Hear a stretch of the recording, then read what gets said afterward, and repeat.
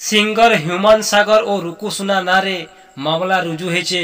जगन्नाथ भयन के अश्लील शब्द प्रयोग करथिबा अभियोग थिन। ह्यूमान सागर और रुकुसुना ना थिन कैपिटल थानान अभियोग होइछे।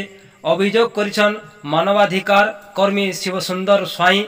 भाइराल होइछे उभयंकर ह्यूमान सागर और रुकुसुना जगन्नाथ भयन के अश्लील भाव गायबार और सुनबार मिलीचे।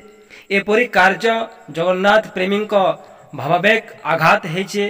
केवल ई दुई जन विरोध रे नुहे से जेन माने ई वीडियो रे देखा जाइछन तांकर विरोध रे मध्य कार्यानुष्ठान ग्रहण करा जाइछे। जेउ स्टूडियो रे ई गीत रेकर्ड होइछे ताहा विरोध रे मध्य कार्यानुष्ठान ग्रहण करा जाइछे।